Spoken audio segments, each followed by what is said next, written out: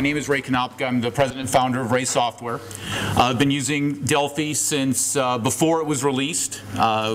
Ray Software's been with Delphi ever since the beginning. And along that, my company provides tools for Delphi developers, but in addition to that, one of the areas that I focus on quite heavily is user interface design. And it's an area that there's a lot of misconceptions about what it really means, so I'm here to clear up a lot of that, and along the way actually provide some guidelines and some rules that I think everyone who's involved in writing software, whatever aspect of it is, whether you're the developer, the designer, the tester, there's things that we can do to make our software better. And that's what this session is really just all about. Just briefly, what we're going to be talking about today is, first and foremost, what do I mean when I say UI design? There's a bunch of different terminology for it these days. There's user experience, there's user interface, UI design, GUI design. It all kind of goes into one area. And we're at a very unique time right now because of all the different form factors that are in play. UI design has a much more critical role these days. We're not just talking desktop applications. It's the mobile platform. It's the various types of desktops. Microsoft is mixing things up with their Metro style and so forth. But in order to understand what it means to be an effective UI, we have to get some basic background information. We have to know what it means to have a software model, what it means to make design decisions that affect our user interface. We're good at programmers. I'm assuming most of us here are programmers. And we're comfortable with those types of decisions. When it comes to decisions about the UI, though, not so much. We're going to look at those. We'll look at various techniques of presenting things to the user, interacting with the user, and what works and what doesn't work, and what we can learn from that. And then we'll have some fun along the way with lots and lots of examples. So, to start, when I say UI design, I'm not referring to graphics design. We're not talking about guys with berets and lattes doing all fancy Photoshop work. There is a role for that. A very clean and polished user interface is going to have effective graphics to convey information, but it's not what we're talking about. I hear all the time from developers saying, oh, I can't draw for anything. I'm not a good designer. That's not what we're talking about. You may not be able to design an icon for your application, but when it comes to interacting with the user, every one of us needs to be involved into that. It's not an art form. You don't have to be artistic. It's really just a set of guidelines and rules that we can try to follow to make more effective use of what we do.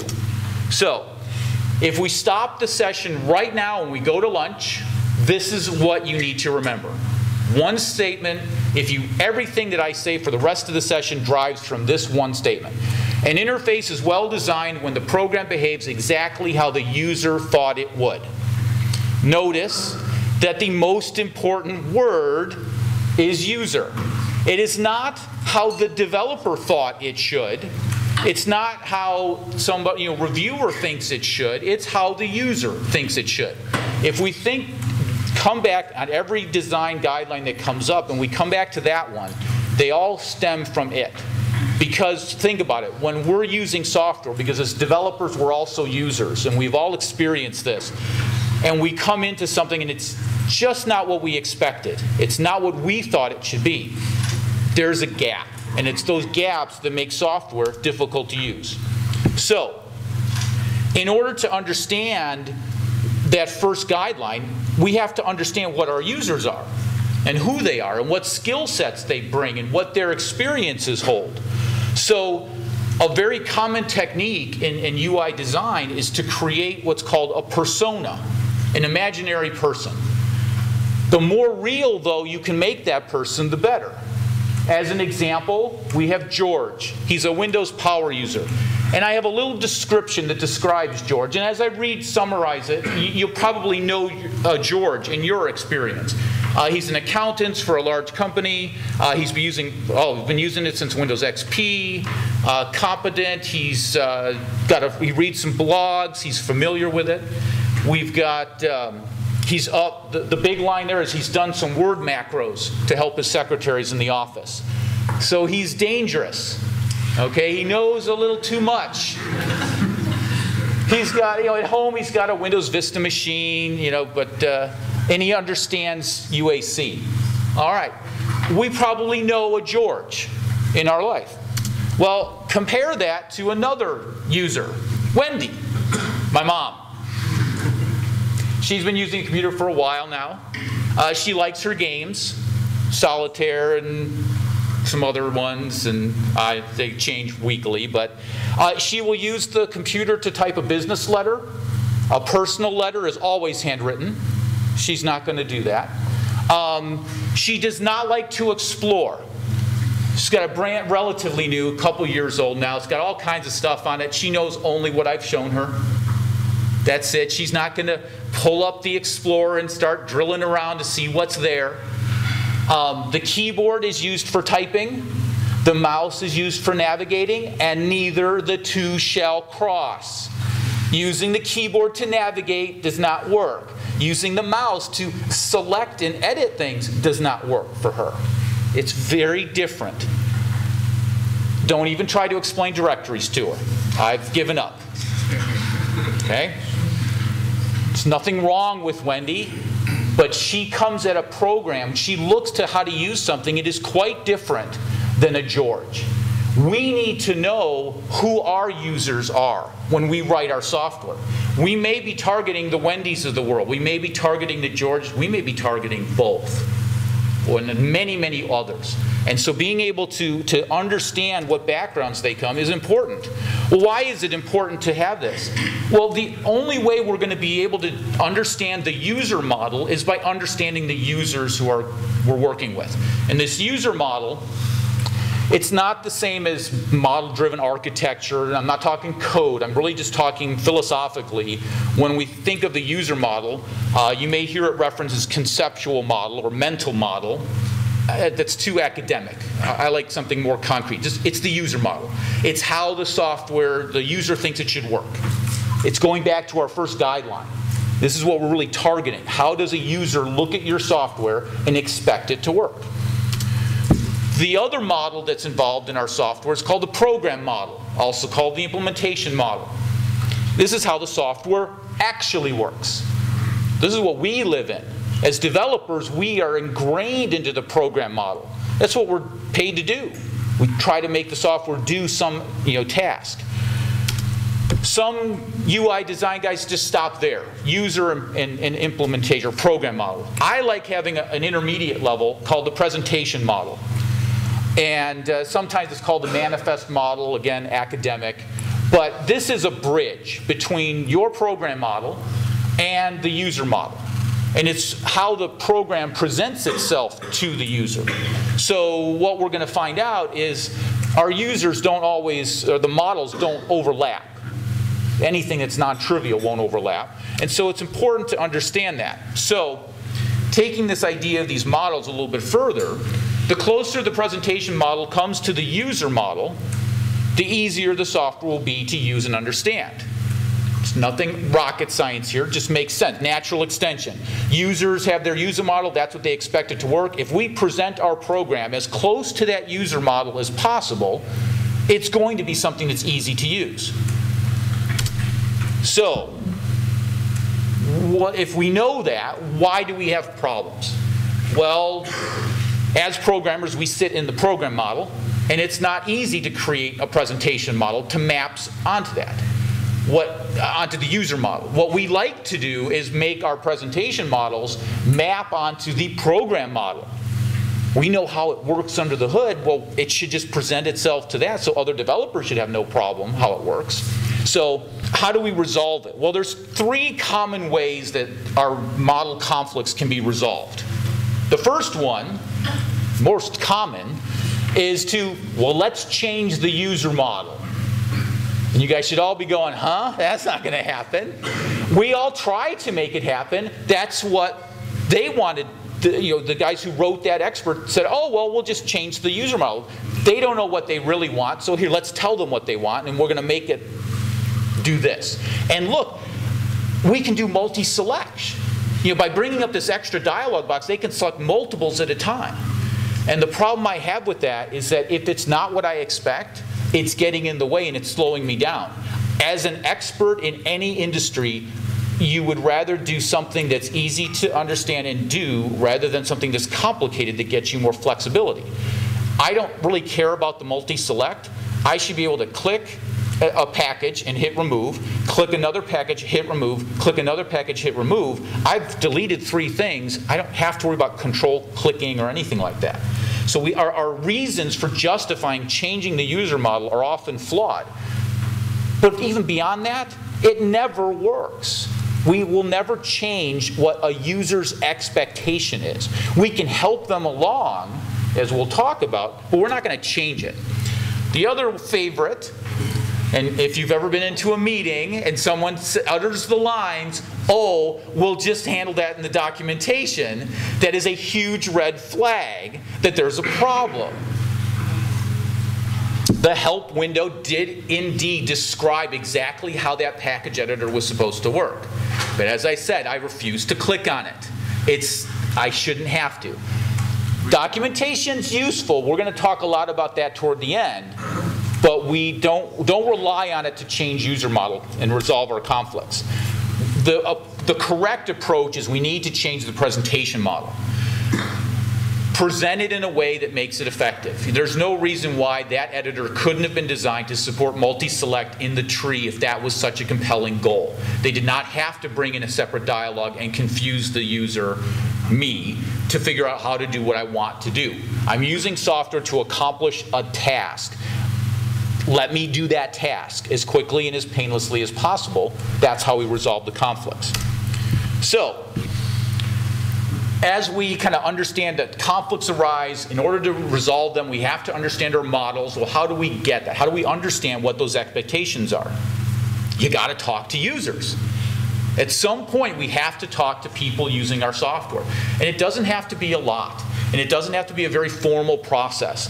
You probably have heard of different research groups, and Microsoft does this all the time. They'll set up focus groups, and they'll talk to users. They'll do surveys. They'll do fancy monitoring. They set up stations and tables, and they present people with an actual software, and they videotape them, and they see what they're doing. It's like, well, that's great if you can, but most of us don't have that capability.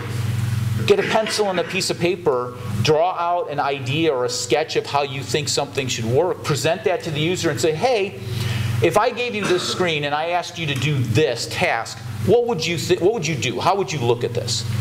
And the way you phrase it, you have to phrase it so you're not leading them. You don't want to say, oh, if I present you this window, would you click on button number 1 or button number 2? Well, you've already isolated them down to those 2 choices. The user may have seen the screen and said, well, I want to go and click this thing that's bright and shiny. And so we need to watch that. Whenever we're doing all of this, we want to remember UI design rule number 3. And that is that users will assume the simplest model possible. We've heard this before, but it's very important to hit this home. So what do I mean by that? The user models they're not complex. We don't look at a situation or a problem and think, oh, I bet it's this complicated, reason for why it is that way. We'll start simple, and if that doesn't handle it, it doesn't explain it, we expand it and go bigger. So we're going to try to keep things simple. Well, the problem with all of this is that our program models, what our software does today, unless it's some simple little application, it's not going to be the user model. It's complex. We do a lot of stuff. All the business rules that come into play, not every user is going to understand all of those. Our job is to package all of that up. Okay, making design decisions. As developers and involved in development, we make decisions all the time. We don't even realize it. Do we use a linked list, an array, a hash table? Are we going to optimize in which way we want to do that? How do we want to architect our application? We come to conferences to get more information so we can make better decisions on how to write our software. Are we going to do managed or native? Are we going to do mobile? Are we going to do iOS to Android? What do we want to do? And how are we going to accomplish all of that? The problem is when it comes to the UI, we would rather punt. That's a US phrase. We would rather provide an option. The problem with that, and I'm not saying that options are bad, but we have gone option crazy in our software. Excessive options, excessive customizations. We need to rein some of that back in. And this is driven or guided by this rule number 4. Every time you provide an option, you're asking the user to make a decision. Just remember that. Keep that in mind. Sometimes it's unavoidable. To be flexible, to handle the Georges and the Wendy's of the world, we need to be able to customize, to accommodate that, and options are a way to do that. However, remembering that we still have to pass that decision on to someone else may impact what we do. So, there's nothing wrong with having a user make a choice. You know, I'm sure we all have certain options we'd like to change in Delphi, or in Word, or in any other tool that we use. The problem is when we give them options that a user does not care about.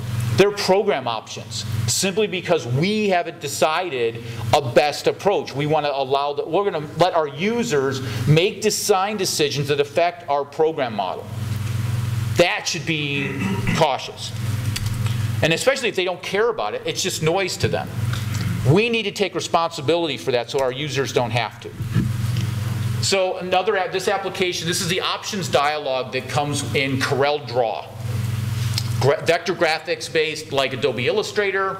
I've been using it for years. It's a very powerful tool. It accommodates a lot of different user models.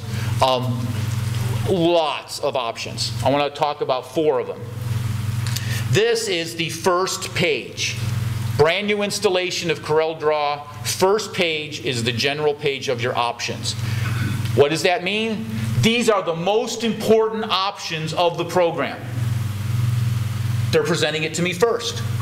The first one is called undo level.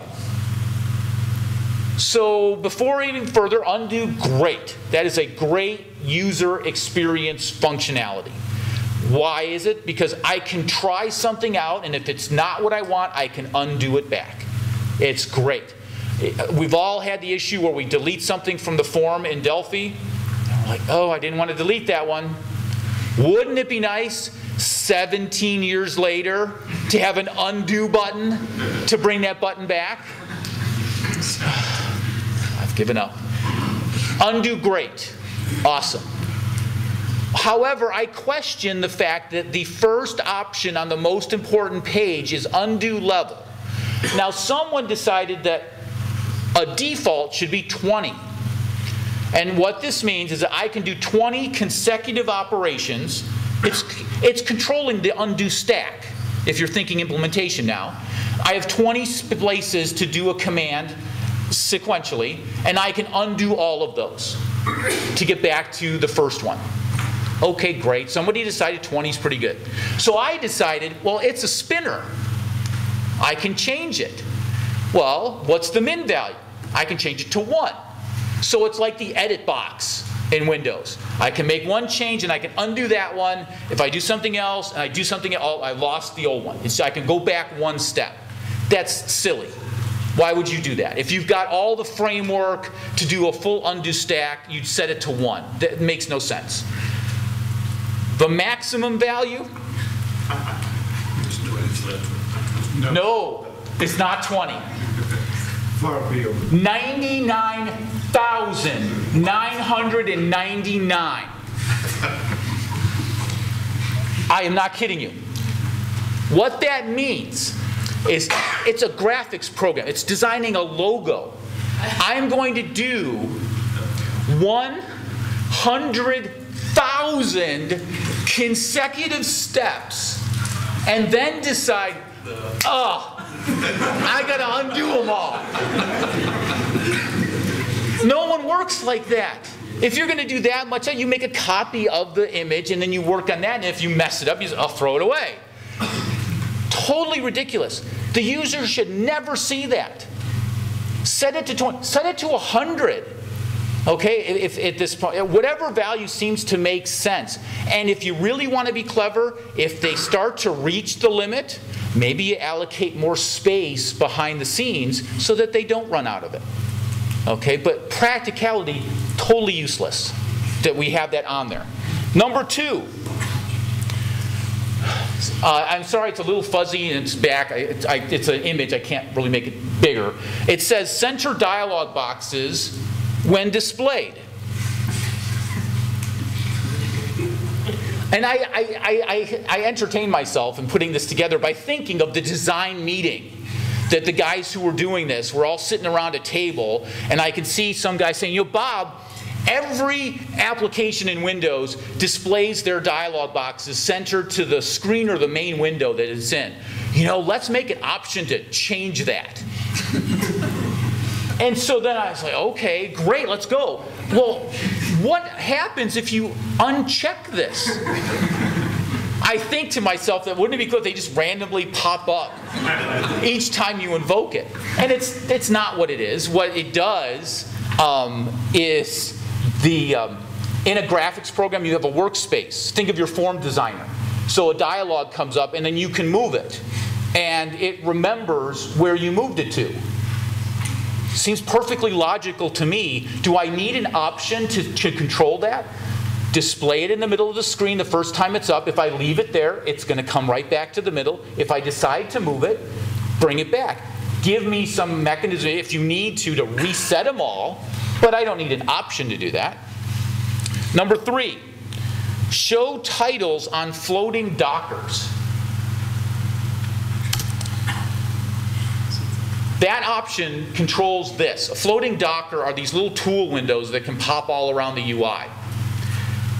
With it unchecked, you just get a horizontal double groove line at the top of the window. If it checked, you actually get what the window actually does. Now, I had at one point, somebody said, oh, but the one with the caption takes up more space. So if you really were concerned about the size, you could go with it and take away if you knew what it was. They're the exact same height. There's no difference. One's conveying information, one's not. Really? Is it really terrible that we put captions on the windows to help our users? Especially if they're tools you don't use every day? I still don't know what that View Manager thing does. Number 4, my favorite.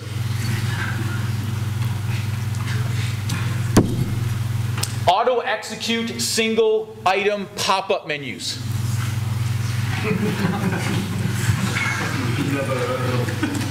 So, I clicked the help button on this one. I had to, what are they talking about? So, what it did, the help, and I kid you not, said, automatically executes pop-up menus with single items. I could have written the help not knowing exactly what it did at all. They just reiterate what was on the screen. I still do not know what this does. And the scary thing is at least it's unchecked, because if it's checked, I can just imagine that I right-click on everything when we're doing stuff. That's what we do. And I can just imagine that some particular element has just one pop-up menu. I right-click, instead of seeing it and saying, oh yes, that's what I want, and then cancel, it's just going to go and do it. Just because I right-clicked on that particular control. I'd never know if it actually did it or not. But at least there's 99,999 undo levels to get me back. Customization craziness. Thank goodness this is now fading away. Thank goodness. How many of you guys have ever done this in the old versions of Word? Pop the toolbar off, sitting out in the middle of nowhere? Lots of times, but never. Anybody on purpose? No. No, it's always been a mistake. It's like, oh, somebody decided, oh, well, a toolbar or a menu is really just a fancy toolbar. No, it's not. It's a menu. It doesn't need to be popped into the middle of the screen. Now, one night, a few years back, I got a call, evening. My mom was trying to write a business letter. And she remembered me telling her in her training days that, well, if you get to a point where you get confused, look for the cancel button or the X, and it'll get you back out. Oh, no. So it took me a while to figure out what happened, but this is what happened. she had clicked the X went away from the little menu bar. Of course, the menu's still there, and the document's gone. And so I was, oh, I know what you did. So I figured that out. Really? That is what we were modeling. Everybody was doing it. We were all, oh, we have to customize our menus now and put that into our apps. No, you don't. It's okay. We don't have to be that crazy.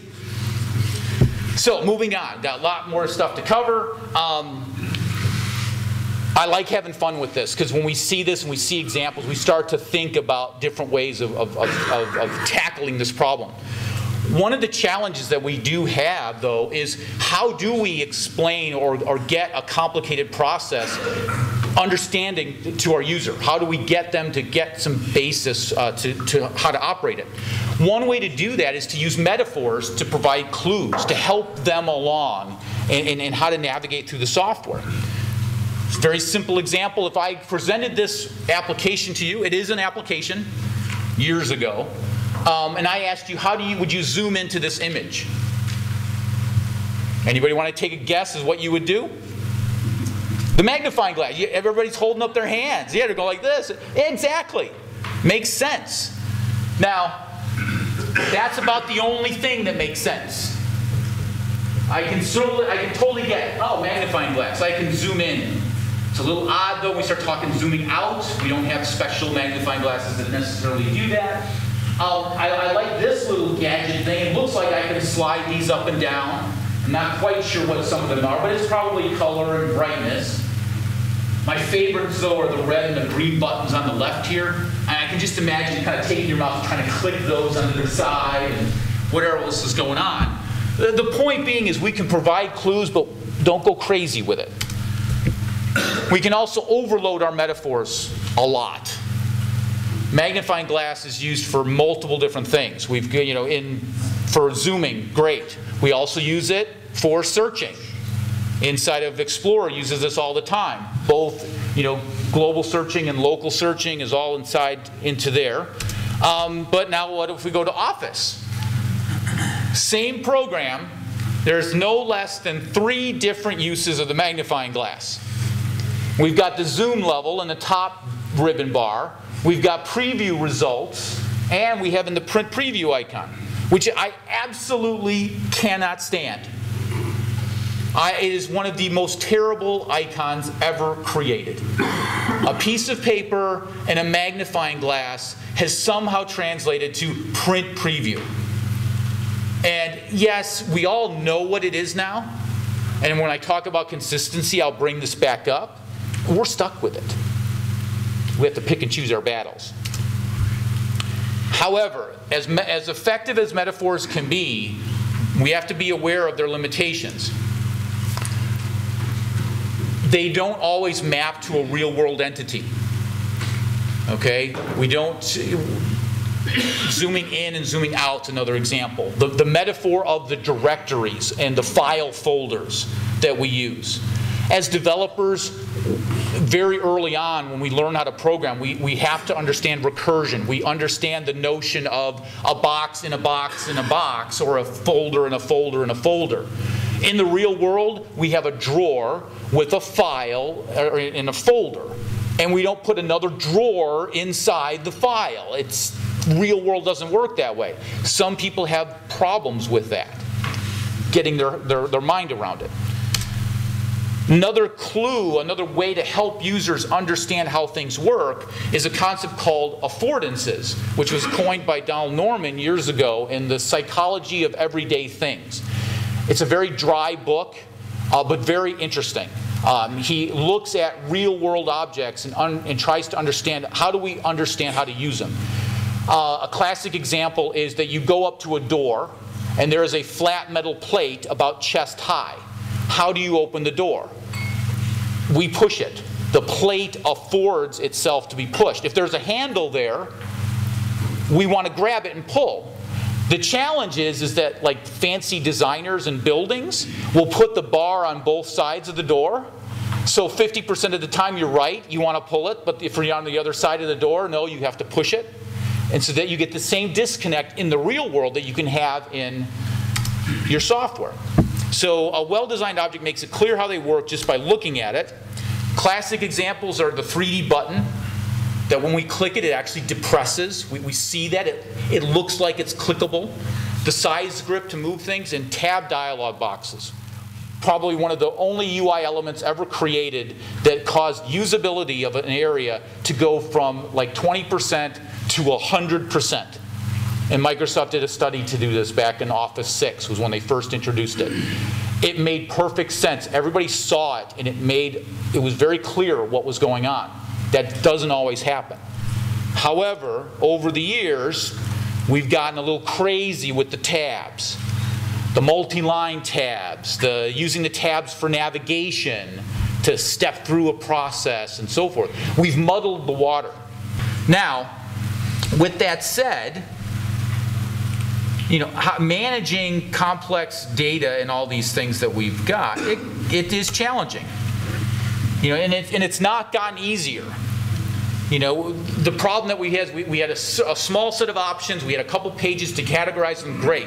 We got more and more options because we stopped making decisions. So now we had to have the tabs go off screen, which users can't find. Or now we go multi-line, which all gets jumbled up, and you can never find the tab that you were previously on. And then now there's so many tabs, they fill up the screen. So now we've changed to, let's give a hierarchy. Let's prevent a tree view to categorize everything, and then we'll have a little pane here. And so we've got dialogues like this, which we're familiar with in versions of Delphi. And so the problem that you have is there's a disconnect. The tree view doesn't look any different than a control on there. It's just another complicated option. We need to provide some visual indicators to help users connect the two. Add more separation, label things. Label this as the set of categories in the pages that you have to do that. Can't talk about UI design without spending a couple moments talking about consistency. One of the reasons why we are where we are today is to make it easier for users to use our softwares by establishing some consistent rules. There are certain things that users just expect to be there. How you select things, the way you work with the clipboard, layouts for wizards and things like that, commands that are available. It helps us ensure of how a software works. Very simply, rule number 5 is consistency causes ease of use. It's the corollary of rule number 1 or 2. The closer that presentation model is to the users, it's going to be easier to use and understand. Consistency helps with that. If it's a consistent approach, it means they've been familiar with it before. They know how to approach it. That's why we want our close icons to be in the same spot in our windows. We wouldn't want Microsoft to randomly choose those and mix them around. We also, as developers though, we want to be creative. And this is we're our worst enemies when it comes to consistency. We think we can do it better. We want to provide that better print preview icon. It could be the best icon ever. Encapsulate a printer and preview concepts, but no one's going to recognize it. So you have to kind of pick your battles. Definitely be creative. That's how we write the great software we do. But just don't break the rules, and don't sacrifice your creativity should never come at the expense of a user. Don't make it more difficult for them just because you come up with a creative solution. So don't change shortcuts on them. Don't use a common shortcut and use it for something that's specific to your application. It's going to get in the way. There's going to be frustrations and problems. Use consistent navigation. Here's an example. Going to the mobile world. iOS application, dictionary.com app. Nice little app. There's a free version. It does the job.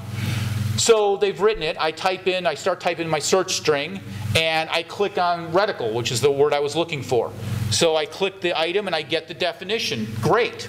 2 things to note. Well, every iOS app, if I go to a new view, I want to be able to go back to the one I came from. There's usually some back button. Well, there's an arrow button, but it's not for back. It's to go to the previously searched word that you may have done 2 weeks ago. The only way to get back is to actually click the little tiny clear text button in the edit. Then it takes me back to the page I was on, but I've lost all the previous search results. So it's totally disconnected.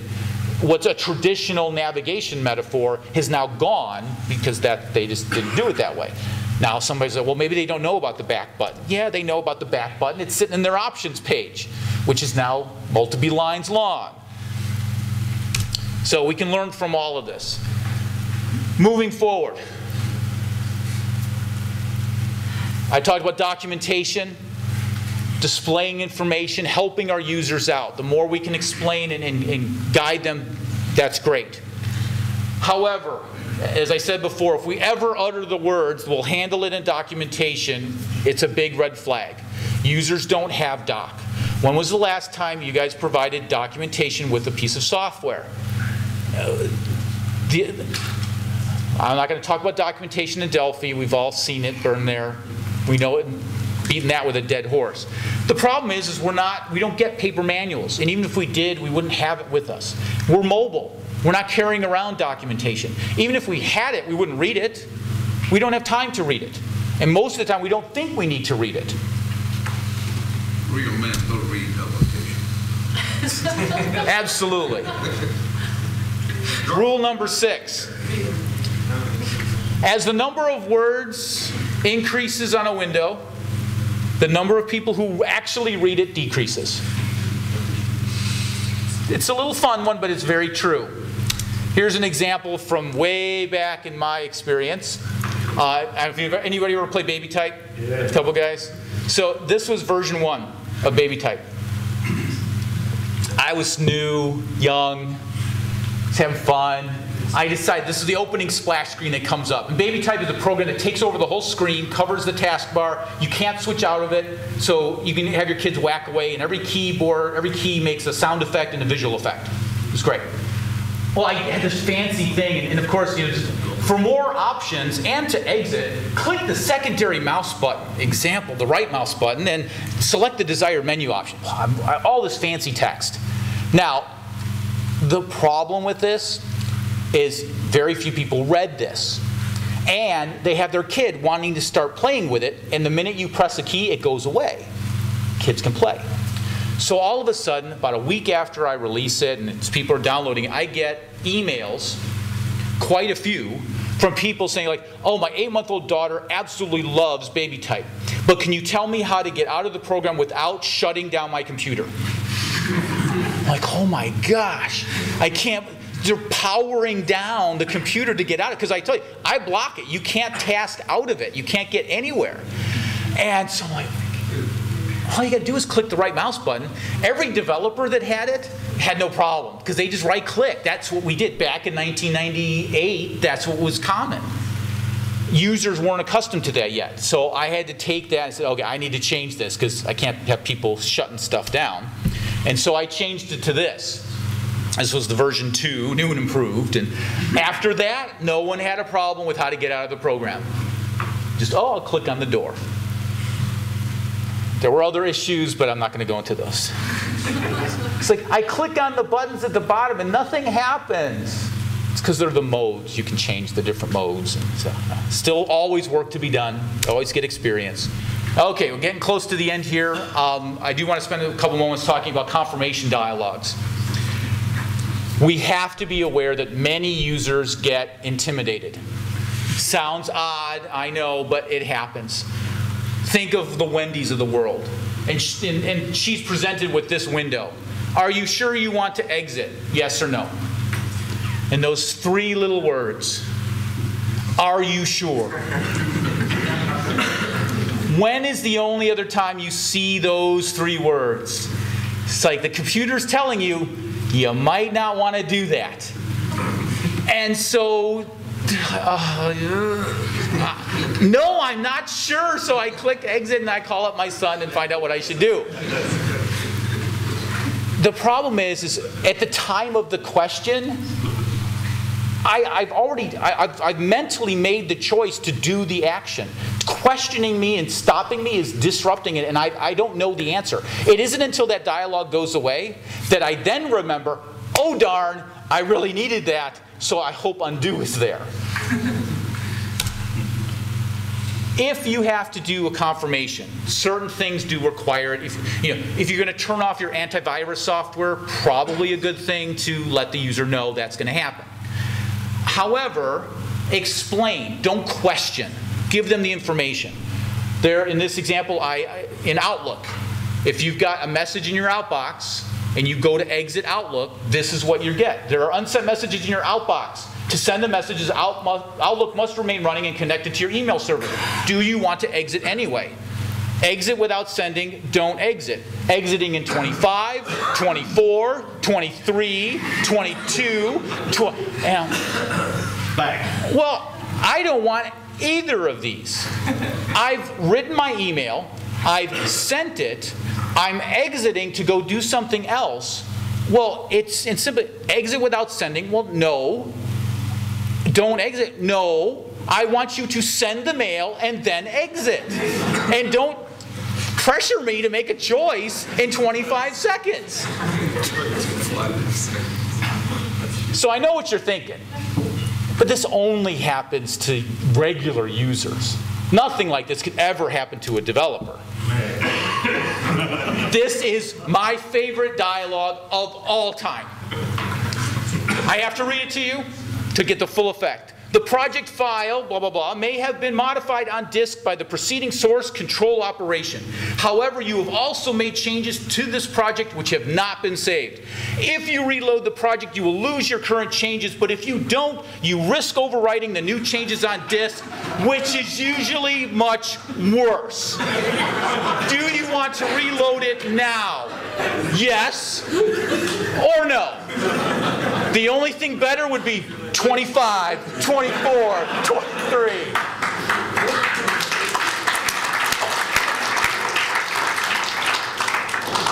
I can only imagine the guy that got that. Talk about freaking out. You're still laughing. I still laugh every time I show that dialogue. That is just awesome. So let me wrap up because I don't want to run out of time here before we go to lunch. A couple more things, but yeah, great points. There's more to talk about with the confirmation dialog box. What do the X's do? A lot of what we're doing now is we're giving them choices instead of just OK, cancel. We tell them what they're going to do. Save or don't save, and then cancel, and so forth. The more we can help out, the better. And they're all good steps in the right direction. Mouse interactions. We do a lot of mouse stuff. We're doing a lot of touch stuff these days with our applications now. We need to be aware of this. We need to be aware that we're not always using an external, nice, high-resolution blue light mouse that's very smooth. We might be using a device. The little eraser tips on the laptops are still around. The trackpads are there. It's not quite as precise. You can be very effective, but if you're going to require very precise motion and manipulation, it may be difficult to use. It may feel difficult to use. People have different hand sizes. Some people have very thick fingers. If you guys have large hands and you're trying to use an iPhone or an Android device, how many times you hit stuff? Because you turn your finger just a little bit and it's off this way. They do a great job, but there's still issues. Try to avoid being very precise in what you need. Not just that, it's just easier to use. A classic example from some of the references I'll show at the end is if you've ever gone to a hotel and there's a safety bar in the shower. And then you may not need the safety bar, but how many of you have actually grabbed the safety bar to step in? It's nice to have. There's nothing wrong with that. You can do the same thing. One of the things that you might notice in certain apps is if we move a window and we drag it toward the edge of the screen, a lot of apps now finally are starting to snap to the edge of the screen. Because they're thinking, you probably want to do that. That's probably what you're trying to do. And as developers, though, it took a long time to kind of get a grip for that because they would set up some value. Like if you came within 10 pixels from the edge of the screen, it would snap. And Delphi has it. There's a setting in your form that you can snap to the screen. And so as you move closer, as you get close, it snaps in there. It's awesome. Very nice feature. I use it in all of our products as well. However, developers are like, well, we have this tendency to think that if we have a value, that all possible values are valid, 0 through n. Why can't I put the position to be 1 or 2, as if they all have equal values? And why are you setting the value to 10 as your cutoff? That's not even a power of 2. We tend to think a little too program-oriented. However, when we start talking touch and when we start talking mouse operations, and this is definitely something to be aware of, the smaller the target, the harder it will be for users to hit or touch. It sounds so obvious, it is so often missed.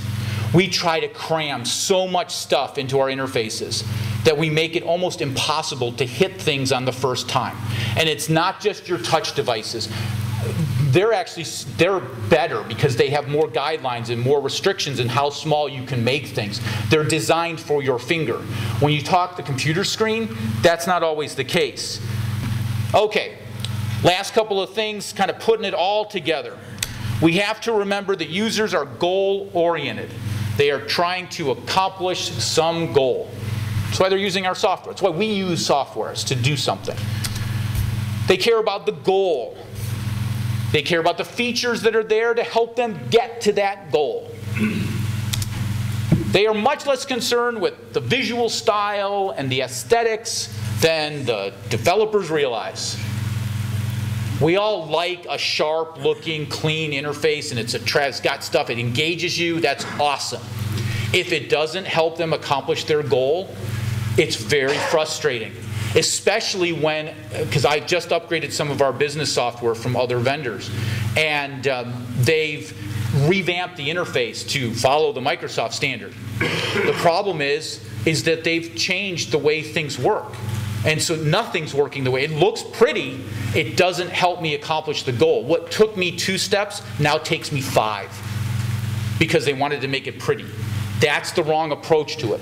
Drive your goals and then make the effective interface on top of it, polish it up, clean it up, but make them accomplish their tasks.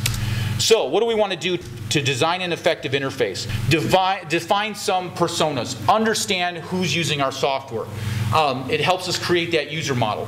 Determine the important user activities. This is great for prioritizing what you need to work on. If a particular feature helps support a given goal, and you have another feature that we think has the same priority but it doesn't match to a goal, it's just a nice feature to put on the box, do the one that helps them reach the goal. Your users will thank you for it. Create a first draft of your design. Pen and paper or pencil and paper are still valid tools. You do not have to make a super sophisticated prototype just to get feedback from your users. Start early on. Sketch it out. Talk to them. Review it with real users. Once you do have prototypes, let them play with it.